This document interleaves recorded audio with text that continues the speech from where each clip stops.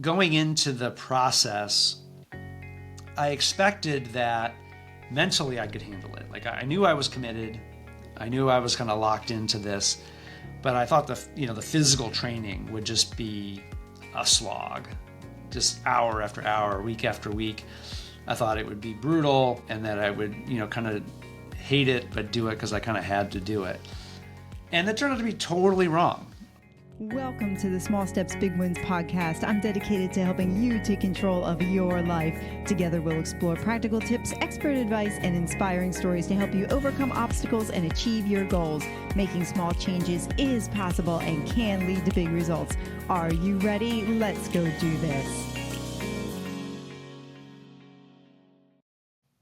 Well, Small Steps, Big Wins family, I am so excited today, and I would love to welcome Shawn Hoyt to the show. He's a lawyer from Boston, and we were connected through a mutual friend, Amy Chambers, right? Yeah, absolutely. Thank you, Amy. Yeah, and so Shawn and I had an opportunity to talk before our podcast, and he has a really interesting story and an interesting message as well. So I'm going to let him tell you that himself, and then we're going to go take it from there. We're going to have a great conversation. So, Shawn, welcome. Thank you so much, Sue. It's great to be here. So, for background for people, like Sue said, I'm a lawyer. I'm 56 years old. I live in the Boston area, just north of the city. And I've been here for a long time, but I'm not a native. I grew up in the Midwest in Kansas City. And went to Notre Dame for my undergrad and then came out to Boston for law school, which is kind of how I fell in love with New England. I got married, had 4 kids. I've been working in technology as a contract negotiator, contract operations specialist. I'm still in that field. That's kind of what I do today. Got around 2010, 2011, went through a difficult divorce. That was a tough chapter for me. Rebuilt from there.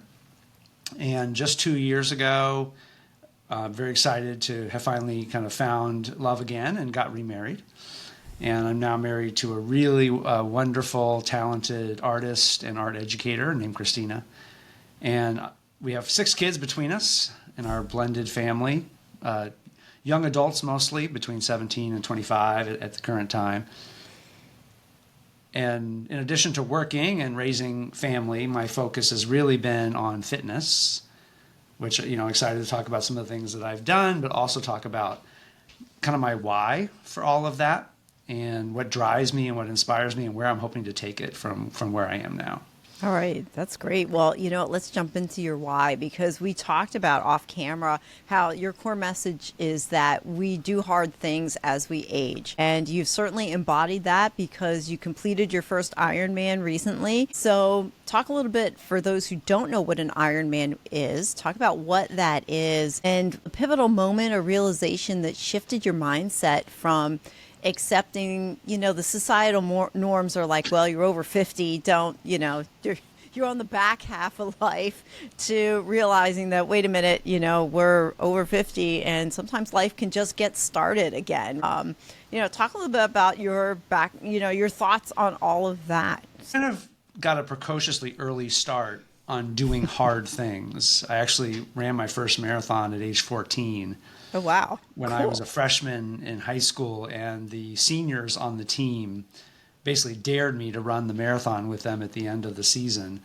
And I wanted to impress them, and I had been training with them. And so, not really knowing what I was getting myself into, I agreed to run the Kansas City Marathon in 1983, a long, long time ago. And ended up being an experience that really taught me that, not that really hard things can be possible. And I ended up doing 5 marathons by the time I was 22. So I did a lot of that early on. Did my first Boston Marathon in 2001, so that got me to 6. But then after that, I was in my early 40s, or I was in my 40s, and like late 30s, early 40s, and was starting to get injured. Knees started to hurt. All the typical things. You get tendonitis in all these places. And it's amazing. Like right when I turned 40, all this stuff started to happen to my body. And I think I had a reaction which is pretty natural, which is like, all right, I guess my best days are behind me. And I can still do 5Ks and 10Ks, and I ran some half marathons. it was fun, but I didn't have any big goals, nor did I think that anything epic was possible for me anymore. I really did write off the fact that I'm not going to be able to do another marathon. And I was really just accepting that I was in a period of limited capability, shall we say. Mm-hmm. And I started doing triathlons in my 40s. And I first did a few sprint and Olympic distances. And then in 2014, I decided to try my first half Ironman, which is basically almost a mile swim, 56 miles on the bike, and then 13 miles run. And I did it, and I finished it, and I was very proud of myself. But I said, that was so hard. There's no way I could do the full Ironman, which is double that. Okay. And that's really the pinnacle of triathlon, is to run the Ironman. I think I've seen the statistics, less than 1% of 1% of people in the world have done an Ironman triathlon. It's a very rare group of people. Yeah. So, but I said, that's not me. I can't do that. I literally said to myself, that's impossible for me. And that's kind of the mindset that I was in. But then some weird thing happened. After my divorce, after I was kind of trying to rebuild my life, one of my outlets was fitness. Just to, I had time suddenly that I didn't have before because my kids weren't with me, large chunks of the time. And I needed to do something just for my mental health. So I started running, mostly running, but some triathlon. And I found I was getting pretty fast. And I set a goal to start seeing if I could beat some of my PRs. If I could, in my fees, run times that were faster than I'd ever run before. And I did, bro. I think I hit my PR in almost every distance, not the 5K and not the marathon. But in 10K, in the half marathon, I set my PRs. And that was really eye-opening for me. Mm-hmm. That, wow, I'm not done yet. And I can continue to get better even in my now mid to late 40s. But I still wasn't all the way there. I still didn't think the marathon was possible for me again. I still didn't think that the Ironman was possible again. And then really I started hanging around with a group of athletes and friends who were doing things that were way more epic than I had envisioned. And they weren't that much younger than me, frankly. So I really didn't have the excuse that, they're 20 or 30, they can do it and I can't. And it just hanging around with these people, their attitude was amazing. And it just started me I changed my mentality from I can't do that to why can't I do that? Wow. And I decided when I turned 50, the year I turned 54, which was last year, I was going to tackle two things that I thought were not possible for me. I was going to run the Boston Marathon again, and I was going to do my first Ironman. So that was really the point at which I said, okay, I'm done with my excuses. They're just that. Mm-hmm. And I'm going to see what's really possible for me. So last year was a really exciting big turning point in terms of adopting the mentality that we can do really hard things even in our 50s and 60s. Mm-hmm, mm-hmm. Well, I heard a couple of things in there. First, it was the group that you started hanging around with. And I was thinking of the phrase, who you know determines where you go. And so it sounds like the people that you surrounded yourself with actually helped propel you to do those things that you didn't think you could do. Did that encouragement, did they really do that for you and encourage you to keep going? And was there a mental shift too that went with it? So this group of people, it was all started by this woman, Becca Peasy, who is incredibly inspiring. She's run 150 marathons. She's run 7 marathons in 7 days on 7 continents twice. She's run 3 full Ironman triathlons and holds a number of records. So she set up this running group with a bunch of her friends that lived in the town she lived in, which is Belmont, Massachusetts. And so just started training with this group, and they're doing things like marathons and ultra marathons. Another friend of mine ran 200 miles, in one race. And we just joke now that if anyone joins the club, that they better be prepared to start in a pretty short time. They're going to be signing up for things that they never thought they would ever do. Uh-huh. It's just what happens in this group because you see everybody else doing it. Right. And so you're like, all right, I kind of want to do it too now. So I am a firm believer that the people you surround yourself with have a massive impact on what you think is possible for yourself. If you surround yourself with people who are very timid and cautious, I think that that's going to be how you start to see your own situation. And if you surround yourself with people who are bold and courageous and imaginative, you're going to start to view yourself in that same light. So huge credit to my BTC friends. They've had a big impact on my life and my trajectory. Yeah. So one of the things you were talking about was in your 40s, you started getting injuries. And we have this perception that as we age, it's just a fact of life, right? Things are just going to go sideways. And sometimes it does. But as you were training, how did you navigate the changes, going from your 40s to your 50s, training for an Ironman? And what were your key lessons? What did you learn about your body versus just pushing past a perceived limitation? Well, one of the most important lessons that I learned was just going through experience with trying to rehab from an injury. So I was having a lot of knee pain. This was like just a couple of years ago. And it was really painful. Like I would just go and I would start running and it hurt from the very first step. And it's just like running all of a sudden, which had been, fun and a huge part of my life for years, all of a sudden was really scary. And it's a big part of my identity. And so I said, I need to really look into this. So I got a scan and there was nothing that was ripped or torn or anything like that. And they recommended that I see a physical therapist. And so I did, and I worked with a PT. And at first, I wasn't seeing any progress, but I was doing the exercises. And I just said, okay, I'm just going to trust this process and I'm going to do the exercises. And then all of a sudden, the pain was gone. And it was just the accumulation of the things that I was doing in PT that just hit a tipping point. And all of a sudden, the muscles around it and all the other areas were taking pressure off the knee, and then the knee was just fine. And it really was eye-opening to me that once you figure out what the problem is, if you put work into it and you're patient and trust the process, even if it looks like you're not seeing any progress for a while, all of a sudden things can turn around really fast. Like I heard someone mentioning on a kind of motivational track the other day that think of like an ice cube. Like, you're slowly but surely putting in the work to melt it and getting it from 0 to 1 to 2 to 3 to 4 degrees. You're seeing no progress. And even at 29 or 30 or 31, you're seeing no progress. But you've been putting in all this work. And all of a sudden at 32, it melts. And I think I just loved that metaphor because it reminded me of how my physical therapy went. Yeah, it's like small steps, isn't it? Small steps to big wins on that one. You may not see any progress for a while, but then it might there is this tipping point where all of a sudden the accumulation of all that progress, you just have a breakthrough. Yeah. So physical therapy has been a huge benefit to me in rehabbing from multiple injuries over the last couple of years. And so I just tell people, get a good physical therapist, do the exercises, do them consistently, and be patient. Give it 3 months. Sometimes it takes 6 months. It takes a while, 9 months. But if you're doing the right things, eventually the body heals. The body wants to heal. That's how it's built.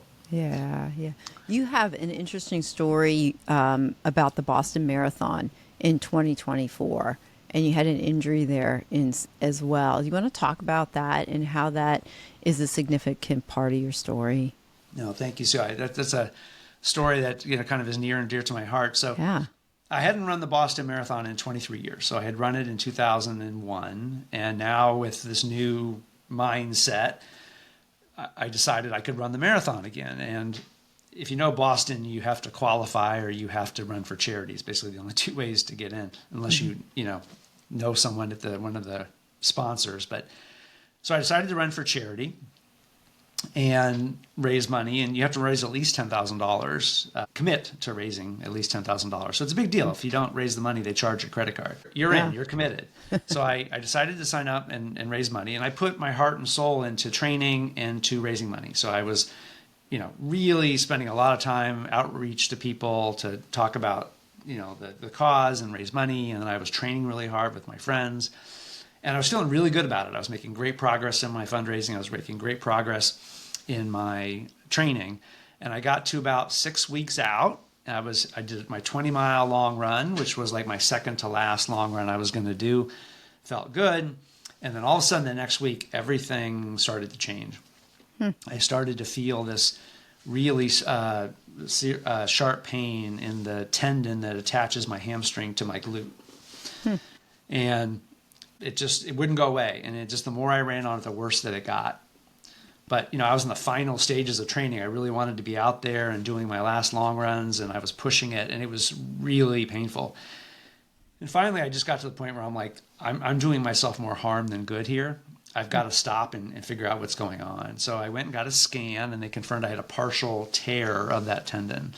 And that it looked like I had been making it worse. I had been tearing it, increasing the tear by trying to push it. And my first thought was, oh my God, like my marathon story is over. There's only 5 weeks left to the race. I've got this serious injury now. I'm in a ton of pain. And I was heartbroken because I had put so much effort into it, and I had really championed, my charity fundraising, and I had, ended up raising over $15,000, which I was, very proud of, but I didn't want to let all those people down who had, invested in me in this cause. So I went to see a doctor and a physical therapist, and they kind of told me what was going on. And there was a statement that basically said that there's a very small chance that you're going to be able to run the marathon. And of course, what I heard was, you can run the marathon. There's a small chance. Yeah. So I was like, right. Tell me about this. What's this small chance? What do I have to do? And basically the answer was, well, I don't know if it can heal in time, but 4 to 5 weeks, I've seen people heal enough, to be able to run. Like, you may not be able to run fast, but it's not impossible. And you should do this. You should go to physical therapy. You should, ice it, get, acupuncture, and all these things. And so I just said, okay, fine. If I can't run, I'm going to do all of that. And so I literally just poured myself into recovery, hardcore. Like, I was doing every single thing that I knew how to do to recover. And also just trying to keep a positive mindset. I was meditating. I was doing breathing work and just a lot of affirmations that my body could heal. I literally would tell my body, like, you're meant to heal. You're in the process of healing. You can do this. And sure enough, by the time it got to the week before race day, I did a couple short test runs, and it was tender, but it was way less painful. And so with the approval of my doctor and physical therapist, we agreed I could give it a try. And we had no idea what was going to happen, take it mile by mile, and just see how long the hamstring would hold up. And as long as it stayed within a 2 to 3 out of 10 on the pain scale, I wouldn't be doing it any more harm. If it got above that, I might be re-aggravating it. So I decided just to show up on race day with no idea whether I was going to finish the marathon, which was a little bit of, that could have been a really scary and distressing thought, but I chose to view it as a positive, that I can't even believe I'm here. Like, compared to where I was 6 weeks ago, I'm here at the start line. It's a beautiful day. I'm surrounded by all these people. There was like huge crowds on the course. And I literally just decided that every mile that I finish, I'm going to be grateful for, because I thought I would finish 0. And so after mile 1, after mile 2, I just was filled with gratitude as the miles ticked off. And sure enough, I started to get 12 and 13 and 14. And I was like, maybe this is going to happen. And I had to stop for a bit at mile 20 because my legs were cramping up. I hadn't gotten any use in 5 weeks. They were a little stale, but I got a little help from the medical tent. They massaged me out, and I was back on the course in about 10 minutes. And then I felt great. And those last 6 miles or so were just bliss. And just finishing the race and realizing that I can't believe that I'm here compared to where I was 5 weeks ago. But it really gave me a perspective of just not to give up. And, if there's an opportunity and a possibility, just go for it. Because sometimes if you put everything you got into it, you actually can get there. Oh, wow. So in that story, that's really cool, because I can see that you learned about yourself, that even if there's that small chance, just run after it and see, because what did you have to lose, right? What else did you feel like you learned about yourself in that time, even before the race or during it or after it? What are some other takeaways for yourself? The other takeaway is that I had to redefine what success was. Runners and athletes tend to define success based on, did I get a PR? Am I hitting my target time? And we're so driven by the numbers and, kind of, did we beat our time from before? And that's great. And when you can, that's amazing. And for everyone who gets a PR, I'm always thrilled for them. And, we should shoot for that. What's but a PR? Sometimes in life, For us runners? What's yeah, a PR for us life, runners? a PR is not that's not success. Sometimes success can be something more simple, like, the first time you run a marathon at all, or the first time, maybe that the fact that you came back from injury and were able to do it, or maybe that you're doing it to raise money for a good cause, or there's so many other things that can define success. So for me, success didn't become about, my time was really slow comparatively. It was about an hour slower than what I had done, 23 years ago. And so, but to me, I was very successful because I finished the race, I raised a lot of money for the charity, and I overcame, a difficult obstacle. And so I'm very proud of the race, even though it was my slowest time by far. Oh, wow. So what's your perspective now, given where you were in your 40s to where you are now? What's your message that you want people to hear out of all of your experiences? The message that I really try to get across to people is that to rethink what's possible or what you think is impossible, and not to use age as an excuse. I mean, age is relevant. I mean, when I was training for my Ironman, I had to do things differently because I was, in my I was 55 when I started training. So there were things I had to do differently than I would have done in my 20s, but it didn't prevent me from doing it. Whenever I go out to these races, I always see people in their 70s. Oh, wow. Out there. And it's incredibly inspiring to know that, hey, here I am thinking that, I'm defying the odds by doing this in my mid 50s, but there's people out here in their early 70s that are doing this. What did you do differently in your 50s than what you would have done in your 20s?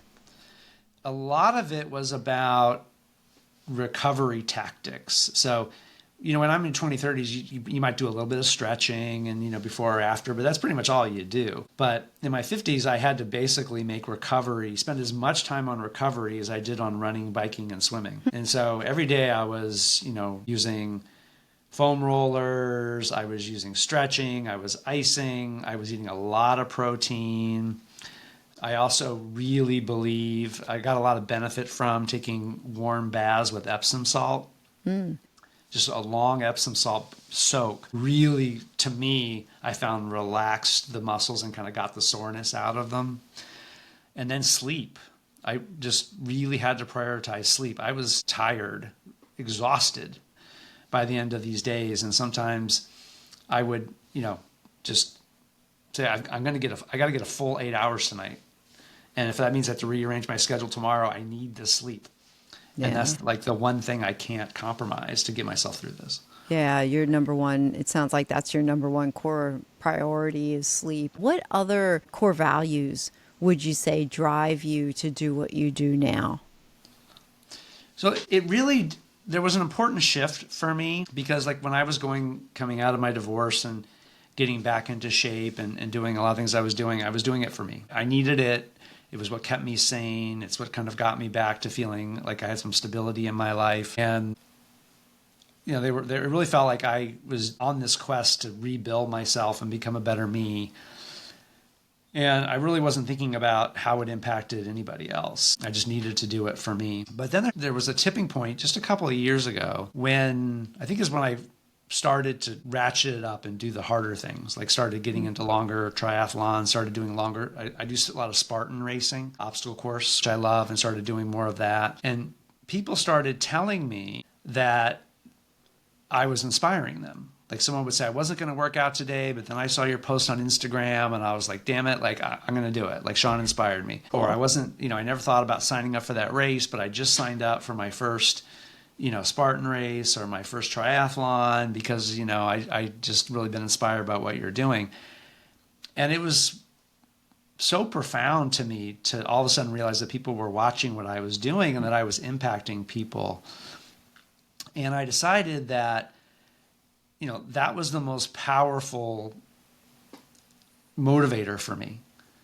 And the most powerful accountability is that, doing what I do because it's helping other people versus doing what I do just to get stronger or get faster or have better health. And now, I feel really motivated to keep doing what I'm doing because I know that it's helping people. And I try to really meet as many people as I can. I try to be very inclusive in my journey. And I do a lot of free workouts where I invite people to come and learn how to do Spartan race or learn how to do the obstacles or do trail runs with me. I'm trying to get more people into triathlon and just really try to extend out the energy and enthusiasm that I have for this so that others can hopefully catch the bug as well. And then it can transform their life the way it's transformed mine. So that's been a big recent shift that has made this all so much more fun for me. Oh, wow. What would your advice be to someone who is maybe in their 40s or even, 60s or older? And they're going like, yep, that's true, but I need to overcome my inertia where I'm at. So what would your advice be? The biggest, I'm going to steal this from the CEO and founder of Spartan. His name is Joe DeSena. Really like this guy. I find he's got very strong opinions, but I think for the most part, I'm kind of right on with him. Not on everything, but he always says, don't wait until you're ready. Like he says, usually it's ready, aim, fire. He's like, no, fire first. So, or then aim and then ready or whatever. And basically the way that translates is commit. You may not be ready, but let's say you really want to, run your first half marathon and you can't even, all you can do is a 5K today. Don't wait until you can run 13 miles to sign up for that half marathon. Sign up now, commit to it, and then get ready. You've got plenty of time to get ready, and signing up for the race, and it doesn't have to be a race, whatever it is in your life, whatever you want to learn a new instrument or you want to do something sign up for something that all of a sudden holds you accountable to getting ready. And give yourself enough time. Don't sign up for something that's next week, but look out on the calendar and find something that's 4 or 5 months out. And then that gives you time to do all the work you need to do so that you will be ready. And then the other piece of advice that I give is tell everyone about it. Because then everyone else can help hold you accountable and you feel accountable to the people that you told. If I tell people when I signed up for my first Ironman, I made a big splash about it because I wanted to feel like I couldn't back out of it. Yeah, that accountability piece is a driver. Yeah, if I'm talking about it to hundreds of people that I know, I want to feel like, because they're all going to be asking me, how's your training coming? And I don't want to be like, I don't know. I kind of decided not to do that. Yeah. Yeah, that's hard when you know those people are holding you accountable for that. I'm curious, what's one thing that you thought would be hard about redefining your perspectives about getting older, but really wasn't? And then flip it. What was one thing you thought would be easy, but then it really was more challenging for you? I think I'll use the Ironman as an example. So this was last year. Did my first Ironman Arizona, and going into the process, I expected that mentally I could handle it. I knew I was committed, I knew I was kind of locked into this, but I thought the physical training would just be a slog, just hour after hour, week after week. I thought it would be brutal, and that I would kind of hate it, but do it because I kind of had to do it. And it turned out to be totally wrong. I ended up actually really enjoying the training process. I was smiling and happy every workout, but in general, I was happy I was doing it. I, enjoyed the structure of it. I got to share my workouts with some wonderful athletes and friends. So on many of them, I wasn't alone. And I really felt like I was doing something important, and I was proud of the discipline that I showed and felt just good, doing the workouts and knowing I was on schedule. So that ended up being a lot easier and more rewarding than I thought. What ended up being hard and was totally unexpected was the aftermath of the race. I figured I ran this Ironman, I would be on cloud nine, I would feel like $1,000,000, and that, I would just want to kind of take on the world. And I did for a day. But then this kind of lethargy settled in, and I found myself kind of lost for weeks. And I was I was really confused, like what's happening to me. And I have a great coach, and I asked her, have you ever seen this? Like, what is this? And she laughed, and she's like, yeah, this is very, very common. Because my training plan was 24 weeks. So Oh, wow. for the longest time, you've got all this structure and purpose, and you're building up to something important, and then you do it. And then all of a sudden it's like, then there's no structure at all. Oh, okay. What am I going to do today? I don't know. Do whatever I want. You don't have, you don't have a You goal. don't have that rhythm anymore. You don't have a plan. Yeah. You're not, and there's a real mental setback that can happen where all of a sudden you really miss the structure and the pull and the accountability, and then just that sense of working towards something important. So I had to really figure out, okay, what am I going to do? How am I going to channel all of my energies now that it's over? And I worked with her and talked to my wife and kind of figured out kind of what to do next. But I needed something. There's a quote from Edmund Hillary, who was the first person to climb Mount Everest. And he says he got to the top of the mountain and he saw this beautiful view from the top of Mount Everest, that the first thing he thought of was he looked out and saw another mountain that he hadn't climbed yet.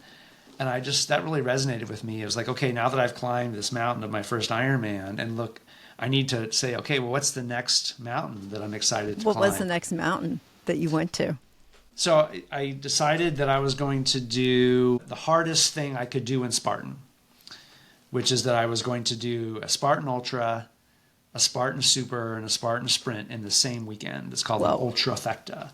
And I'd never done that before. I've done all those races individually, but I've never done all three of those back to back to back. It's like over 40 miles of total racing and over 100 obstacles in total. Wow. Over that stretch, over 2 days on a mountain. Yeah. How'd you prepare yourself mentally for that then? I'm still doing that. That's actually 2 weeks. Oh, okay. It didn't happen yet. I'll be tackling that mountain literally in 2 weeks. Oh, wow. But you still have to go through a mental process, I would think, because that's a lot. The good thing is that, having done the Ironman, I was on the Ironman course for 15 hours. I wasn't fast, but I got it done.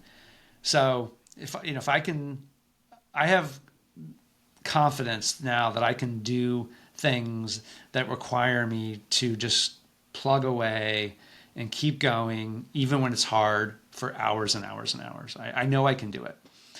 I also last year, just as a test of my mental capacity for this, did a 12-hour overnight obstacle course race where you just do laps all night in the dark for 12 hours. So what was that like?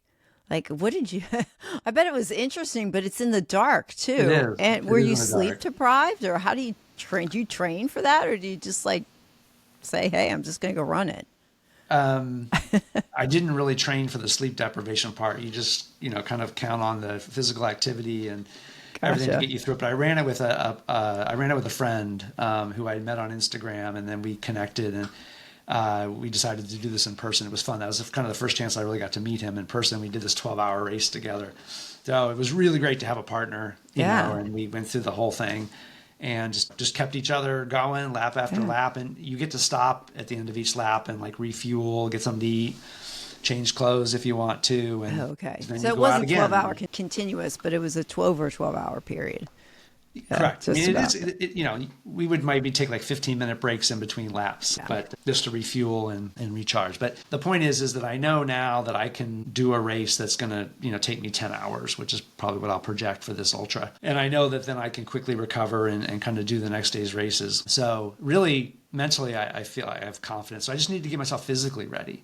And so you figure, okay, what are the Spartan specific skills where I just my body needs to be in top shape. So I just do a lot of the grip work that's needed so you can hang, on things, doing a lot of the leg work to be able to because you put like sandbags and buckets of rocks on your shoulders and walk for long periods of time. So I've just been practicing those types of things and just getting used to the physical skills I'm going to need for that day. What areas of your life have you found that you have taken these skills from running Spartan races and doing these hard things into your everyday life, to other components of your life? I can definitely say that when it comes to work, for example, it really kind of opened my eyes to let's try to do some really, like, let's challenge ourselves to do something really interesting or really innovative. And my team was game, so we sat down. I have a fabulous team of very talented, very eager professionals in the legal field. And we sat down and tried to figure out, okay, like with what we're doing, like, are we in line with market standard? Are we like way ahead of market standard? And if we're in the middle, how can we differentiate ourselves? How can we get out in front? How can we do something no one's done before, or that, is like way ahead of what is average? And we took on a few challenges there, and just that sense of thinking boldly and challenging yourself to do something hard, it's definitely translated well. And we've got a very high performing team who's done some really innovative things, and I think that mindset, it really helps us. Did any of your Spartan racing rub off on any of your team? None of them have done a Spartan with me yet, but I have several friends who've gotten the bug and have done them with me. So I'm very proud that I've introduced, I don't know, probably 10 or more people to the world of Spartan, where they did their first race with me on my team. Oh, that's cool. Kind of at my urging and with my coaching. So I'm hoping to grow that number greatly.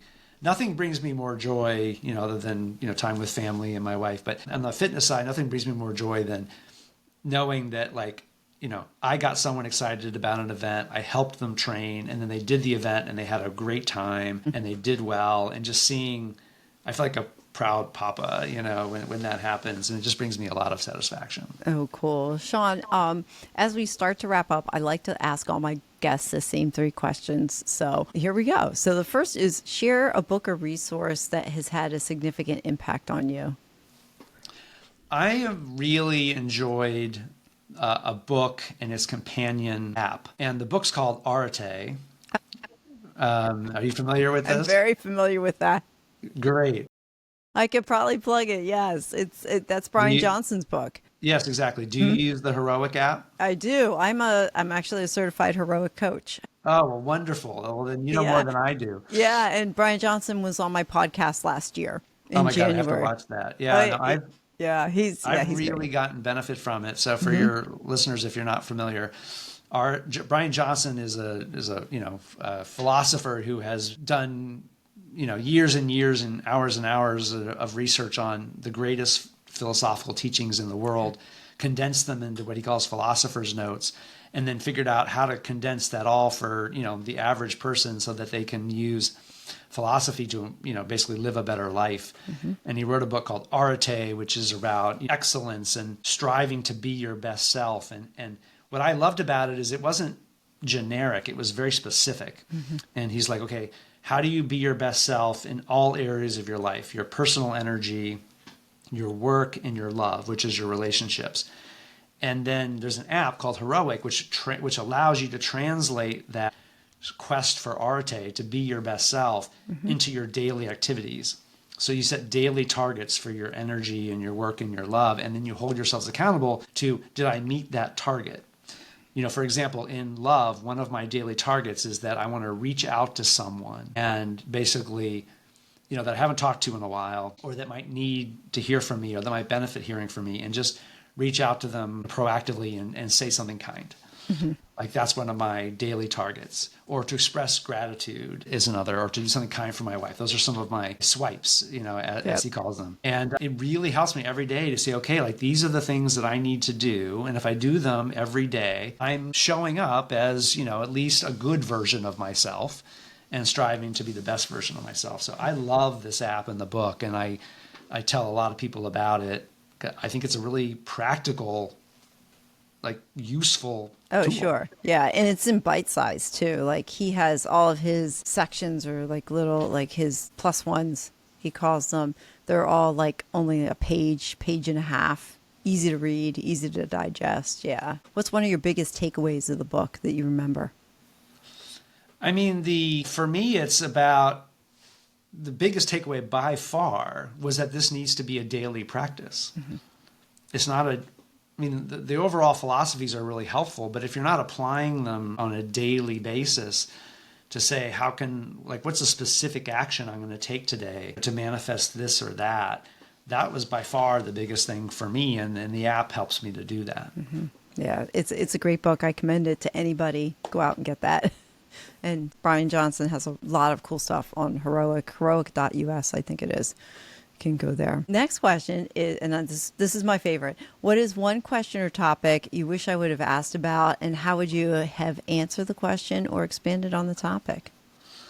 Well, you kind of did get into it, but I don't think I fully answered it, to one degree, which is we talked about when you're aging and you kind of run into the inevitable aches and pains and injuries and, how do you respond to them? And, I talked about what I did to try to recover and through PT. But, there are some cases in which, some people have injuries or conditions that really are deal breakers.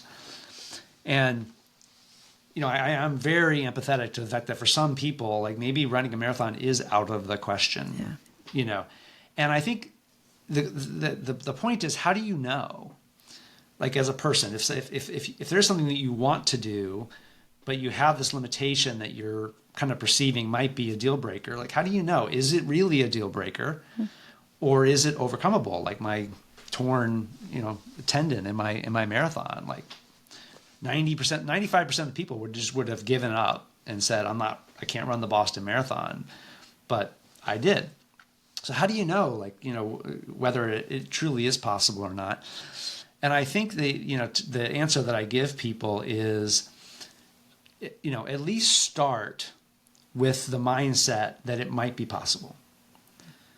If you go into it thinking, I'm done, this is a deal breaker, well, then end of story. Done. Right. But if you at least go into it with the possibility that I'm going to explore this, I'm going to dive into it and see what I can do. As you dive into it, you may realize, you talk to your doctor, you look at the scans, whatever, that your knee cannot take a marathon and no amount of PT or surgery is going to fix that. Okay, but at least you went into it with the possibility of being open-minded and curious that there might be a way to do it. And I've got some friends right now that are dealing with some injuries, and they're kind of wondering, will I ever be able to run a marathon again? And sometimes I hear them talk about the fact that, well, that's behind me, that ship has sailed. But, maybe it hasn't. And the question is to really, go into it with an openness that it might be possible until you get evidence otherwise. Firm confirmation that it's not. In which case, fine, pivot to something else hard.